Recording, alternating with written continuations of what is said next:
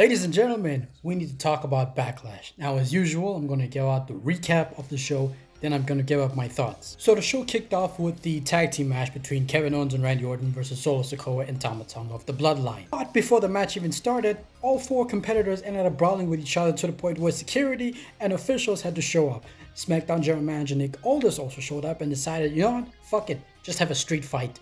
And that's what they ended up having. Now, at some point, the team of Kevin Owens and Randy Orton were about to win the match, and I was like, oh, this is the moment when Jacob Fatu makes his debut. But instead, they swerved us, and they had Tonga Loa, Tama Tonga's brother, show up instead. And the numbers game resulted in the Bloodline picking up the victory over Kevin Owens and Randy Orton. We then had the triple threat match for the WWE Women's Championship, and Bayley successfully defended her championship against Naomi and Tiffany Stratton. Then we had the World Heavyweight Championship match between Damian Priest and Jey Uso, with Damian Priest defeating Jade with the help of Jade McDonough and Finn Balor. Then we had the Women's Tag Team Championship match between the Kabuki Warriors versus Jade, Cargill, and Bianca Belair, with Belair and Cargill becoming the brand new WWE Women's Tag Team Champions. And in the main event, Cody Rhodes successfully defeated AJ Styles to retain his undisputed WWE Championship. That was the recap. Here are my thoughts.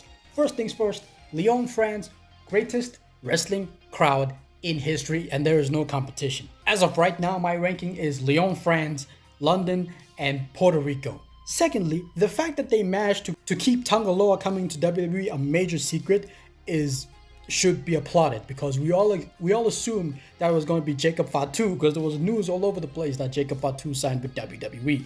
But they swerved us by bringing Tama Tonga's brother.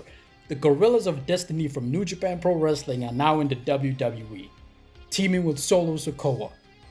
This Bloodline storyline is definitely going to be storyline of the year once again. There are so many questions that we have about the storyline, and they haven't even brought in Jacob Fatu to be a part of the storyline. Where are we going? Wherever it is, it is definitely worthy of the word cinema once again, because this is insane. It feels like the Judgment Day are going to split up. Specifically, either Damian Priest leaves the group or Finn Balor leaves it. Because the amount of tension that these guys have had with each other after Rhea Ripley has left, I don't know how long this group is going to stay together.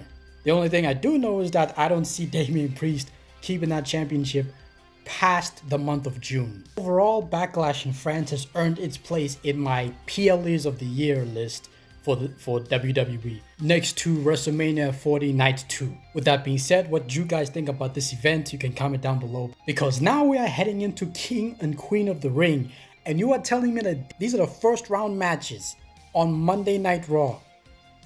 Gunther versus Sheamus, Ilya Dragunov versus Ricochet, Drew versus Finn.